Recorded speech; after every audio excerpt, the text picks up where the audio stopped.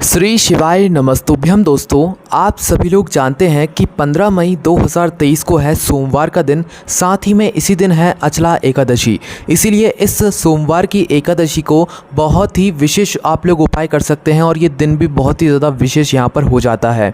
और साथ ही में दोस्तों 19 मई 2023 को यहाँ पर है वट सावित्री व्रत। साथ ही में दोस्तों है वट अमावस्या व्रत। इसीलिए यह दिन भी बहुत ही ज़्यादा खास है और महत्वपूर्ण है। तो आज की इस वीडियो में हम आप लोगों को 15 मई अचला एकादशी या सोमवार की एकादशी व्रत के उपाय बताएंगे। साथ ही में दोस्तों 19 मई 2023 वट सावित्री व्रत या अमावस्या का जो व्रत रहेगा उसके कुछ विशेष उपाय आज की इस वीडियो में बताने वाले हैं। सबसे पहले दोस्तों हम लोग बात करते हैं 15 मई सोमवार की एकादशी अचला एकादशी के व्रत के उपाय के बारे में। तो चलिए दोस्तों सबसे पहले उपाय के बारे में बात करते हैं, जिस उपाय को करने से आपके ऊपर भगवान भोलेनाथ का आशीर्वाद आपको प्राप्त होगा, आपके घर परिवार पर भगवान भोलेनाथ का आशीर्वाद प्राप्त होगा। तो इस उपाय में मात्र आपको करना क्या है कि प्रातःकाल सुबह सुबह 1 लोटा जल तैयार करना है और शिव जी के मंदिर ना जाते हुए आपको किसी भी बेलपत्री के वृक्ष के नीचे जाना है। क्या लेकर जाना है? मात्र 1 लोटा जल लेकर जाना है। 1 लोटा जल लेकर बेलपत्री के वृक्ष के नीचे जाइए। वो बेलपत्री का वृक्ष बड़ा होना चाहिए। उस बेलपत्री के वृक्ष की जड़ में जाकर आप लोग यह जल को एक धारा से समर्पित कीजिए, जैसे आप लोग भगवान शिव जी पर समर्पित करते हैं। इस 1 लोटे जल को बेलपत्री के वृक्ष की जड़ में समर्पित करने के बाद वहीं पर बेलपत्री के वृक्ष के नीचे की जो मिट्टी होगी, जो भी हल्की सी मिट्टी होगी, उस मिट्टी का थोड़ा सा भाग लेकर अपने मस्तक पर एक टीके के स्वरूप में लगा लेना है। मतलब एक टीका लगा लेना है या उस मिट्टी को अपने मस्तक पर, अपने सर पर स्पर्श करा लेना है। और इतना करके वहीं पर 2 मिनट अगर बैठ सकते हैं तो श्री शिवाय नमस्तुभ्यम का जाप करते हुए भगवान से आशीर्वाद प्राप्त करके धोख देकर आप अपने घर वापस आ सकते हैं। इससे आपके घर परिवार पर, आपके ऊपर भगवान भोलेनाथ का आशीर्वाद आपको प्राप्त होगा। चलिए दोस्तों अब हम बात करते हैं सोमवार की एकादशी के अगले उपाय के बारे में। दोस्तों अगर कोई व्यक्ति ऐसा है जिसकी नौकरी नहीं लग रही है, उसे नौकरी में बहुत ज़्यादा परेशानियां आ रही हैं, तो उस स्थान पर आप लोगों को यह विशेष उपाय करना चाहिए। नौकरी के लिए यह बहुत ही ज़्यादा विशेष उपाय है। तो इन उपाय में आपको करना क्या है वो आप लोग ध्यान से सुनिए।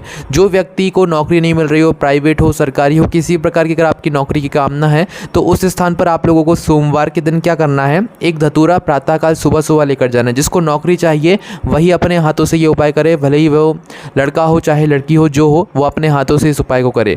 करना क्या है, एक धतूरा आपको लेकर आना है। ठीक है, आपको धतूरा कहीं पर भी आसानी से मिल जाएगा। एक धतूरा लेना है और साथ ही में दोस्तों आपको क्या करना है, अपना नाम और अपना गोत्र अपने घर से पूछकर आना है। कहाँ पर आना है? शिव जी के मंदिर आना है।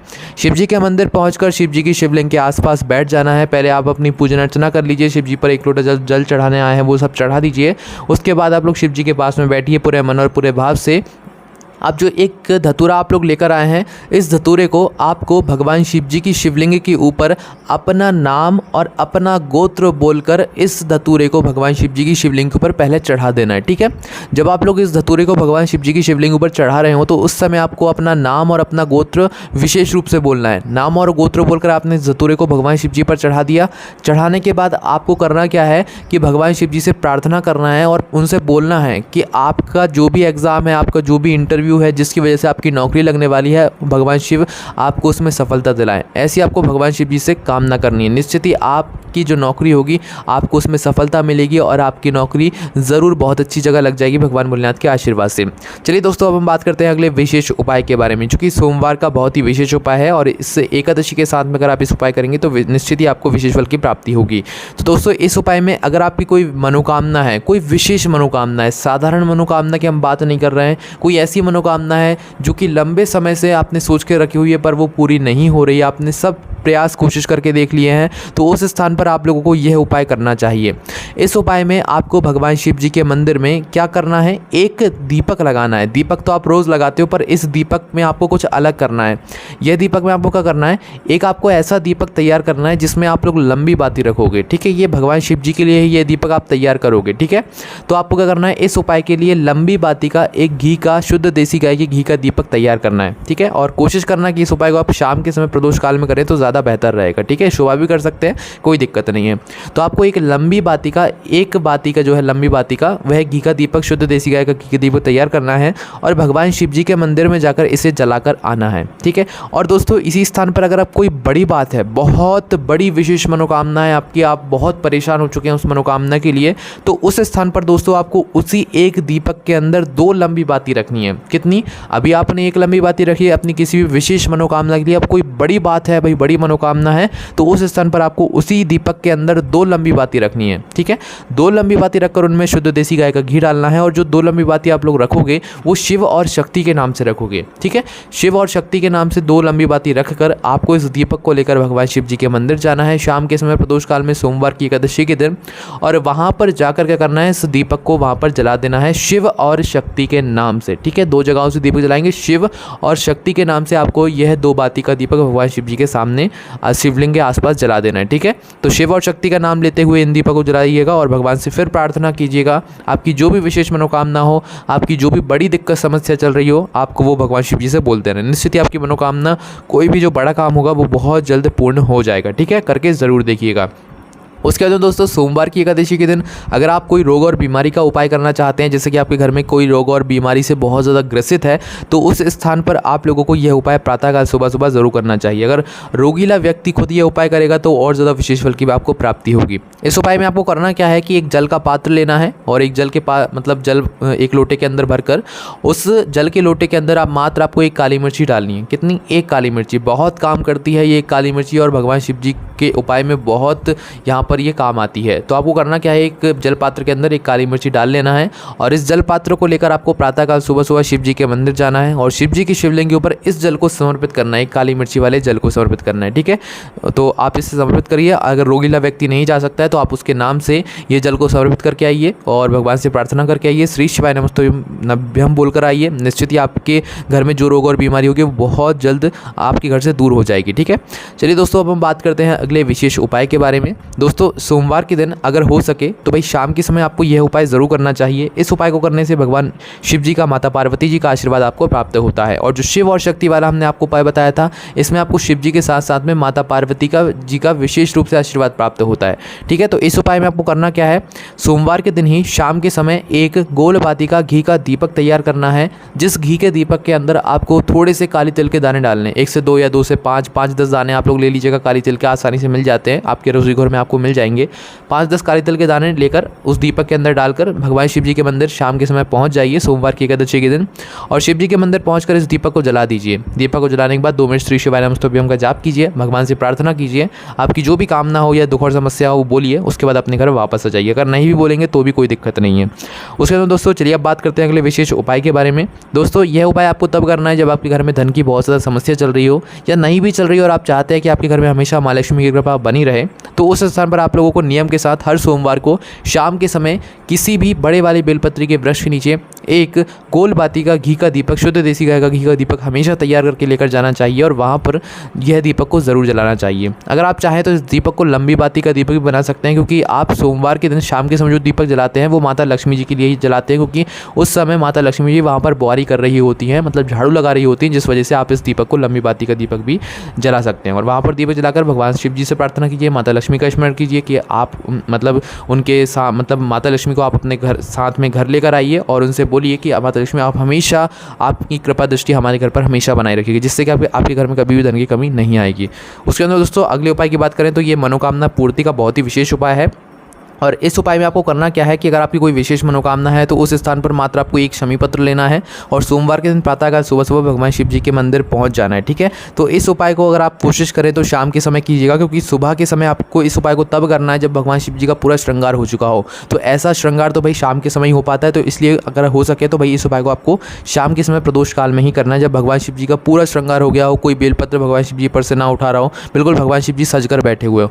उस स्थान पर आपको क्या करना है, मात्र एक शमी पत्र लेकर जाना है। बस एक शमी पत्र का ये उपाय है मनोकामना पूर्ति का। एक शमी पत्र लेकर जाइए भगवान शिव जी के मंदिर में शाम के समय, जब भगवान शिव जी बिल्कुल आनंद में बैठे हुए हों, उस स्थान पर जाकर भगवान शिव जी के पास में बैठिए, अपने दर्शन कर लीजिए। सब करने के बाद उसके बाद में बैठिए, अपनी एक शमी पत्र को निकालिए। उस एक शमी पत्र को आपको करना है भगवान शिव जी की जो जलाधारी होगी, जलाधारी मतलब जो बीचों बीच का जो हिस्सा होगा माता अशोक सुंदरी वाले स्थान, वहाँ पर इस एक शमी पत्र को मात्र छुआना है, आपको स्पर्श कराना है। ठीक है, छुआ लिया आपने, स्पर्श करा लिया। स्पर्श कराने के बाद इसी शमी पत्र पत्र को छुआकर आपको सीधा भगवान शिव जी की शिवलिंग के ऊपर अपनी मनोकामना को करते हुए श्री शिवाय नमस्तुभ्यम बोलकर समर्पित कर देना है। ठीक है, पहले आपको माता अशोक सुंदरी वाले स्थान पर जलाधारी पर छुआना है, फिर सीधा भगवान शिव जी की शिवलिंग के ऊपर इस शमी पत्र को समर्पित कर देना है। इस प्रकार से आपको इस शमी पत्र को समर्पित करते हुए श्री शिवाय नमस्तुभ्यम का जाप करना है और अपनी मनोकामना भगवान शिव जी से बोल देना है। आपकी वह मनोकामना बहुत जल्द पूर्ण होगी।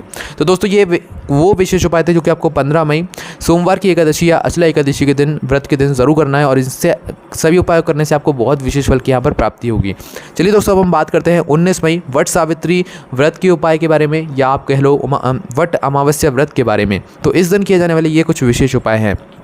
दोस्तों इस दिन अगर आप लोग चाहें, अगर कोई ऐसा व्यक्ति है जिसका व्यापार ना चल रहा हो, दुकानदारी ना चल रही हो, लक्ष्मी की बहुत कमी हो, पैसा घर में आ ही नहीं रहा है, तो उस स्थान पर आप लोगों को उन व्यक्तियों के लिए ये उपाय करना चाहिए, या उन व्यक्तियों को ये उपाय करना चाहिए जिनका व्यापार धंधा बिजनेस व्यापार नहीं चल पा रहा हो। ठीक है, आपने बहुत उपाय कोशिश करके देख लिए, मेहनत पूरी कर रहे हैं, तब भी आपका काम सफल नहीं हो पा रहा है, तो आप वट सावित्री व्रत के दिन या अमावस्या व्रत के दिन ये उपाय ज़रूर कीजिए। करना क्या है इस उपाय में आपको, इस उपाय में आपके घर के आसपास जो बड़ का पेड़ होना चाहिए। ठीक है, क्योंकि वट सावित्री व्रत के दिन तो बड़ का पेड़ का बहुत ही विशेष महत्व होता है। तो बड़ का पेड़ आपके घर के आसपास जहाँ पर भी हो, वहाँ पर उस वृक्ष के नीचे जाकर आपको यह उपाय करना है।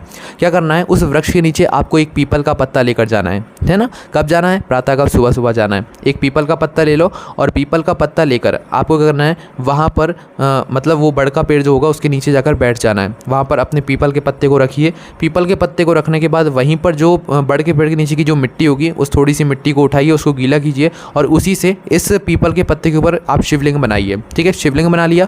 अब शिवलिंग बनाने के बाद उसी शिवलिंग के ऊपर आप लोगों को क्या करना है, बटकेश्वर महादेव के नाम से आपको उस शिवलिंग की पूजन अर्चना करना है। ठीक है, फूल बेलपत्र जल वगैरह जो आप चढ़ाना चाहें वो चढ़ा सकते हैं, पर बटकेश्वर महादेव के नाम से। ठीक है, अब बटकेश्वर महादेव के नाम से आपने पूजन अर्चना करी। उसके बाद दोस्तों 7 बार आपको उसी शिवलिंग के ऊपर दही समर्पित करना है। कितनी बार, 7 बार, है ना। एक बार आपने सर्व कर दिया, फिर 2 बार, फिर 3 बार, फिर 4 बार, इस तरीके से 7 बार आप लोगों को उसी शिवलिंग के ऊपर दही समर्पित करना है।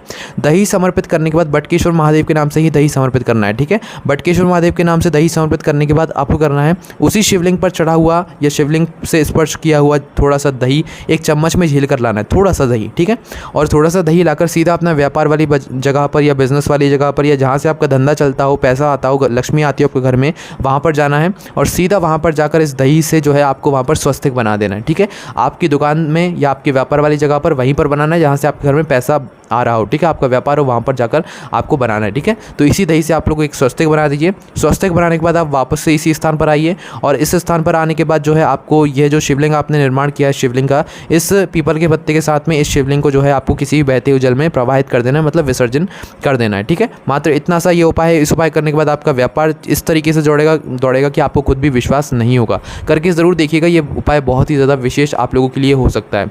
चलिए दोस्तों, हम बात करते हैं इस अमावस्या के व्रत के दिन का अगले विशेष उपाय के बारे में, मतलब वट अमावस्या व्रत का अगले उपाय के बारे में। तो दोस्तों इस उपाय में आपको क्या करना है कि आप सभी लोग जानते हैं कि अमावस्या का जो दिन होता है वो पितरों का भी दिन होता है। तो इस दिन आपको शाम के समय अपना एक लंबी बाती का दीपक भी ज़रूर तैयार करना है, जिसमें आप लोग शुद्ध देसी गाय का घी डालेंगे और इस लंबी बाती के घी के दीपक को तैयार करके आपको अपने घर के आसपास जो भी आपका नदी, बावड़ी या तालाब होगी वहाँ पर जाना है। ठीक है, वहाँ पर जाकर आपको क्या करना है कि इस दीपक को वहाँ के घाट पर जाकर जलाना है। मतलब दोस्तों नदी, बावड़ी या तालाब के आसपास जो घाट बना हुआ होता है या जो अच्छी जगह बनी हुई होती है, वहाँ पर जाकर आपको इस लंबी बाती के दीपक की जो बाती का मुख होगा वो दक्षिण दिशा की तरफ करके इस दीपक को अपने पितरों का नाम का स्मरण करते हुए और अब भगवान भोलेनाथ के नाम का स्मरण करते हुए आपको यह दीपक को जलाना है। और दीपक को जलाने के बाद भगवान से प्रार्थना करना है कि आपके घर में जो भगवान जी का आशीर्वाद रहे, पितरों का आशीर्वाद रहे, भगवान भोलेनाथ जी का आशीर्वाद रहे। मात्र आपको ऐसी मनोकामना आपको इस उपाय को करने के बाद बोलनी है, निश्चित ही आपके जीवन में बहुत सारी खुशियाँ आना शुरू हो जाएंगी।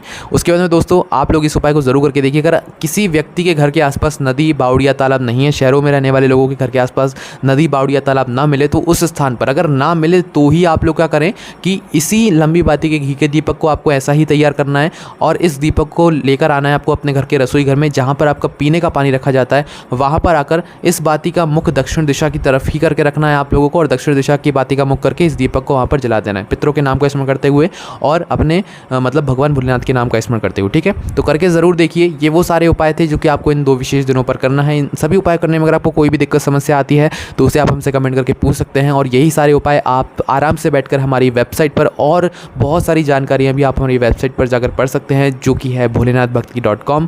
और भी कोई भी समस्या आती है तो कमेंट करके आप वहाँ पर भी हमें पूछ सकते हैं। ओम नमः शिवाय, जय भोले बाबा, श्री शिवाय, नमस्तुभ्यम।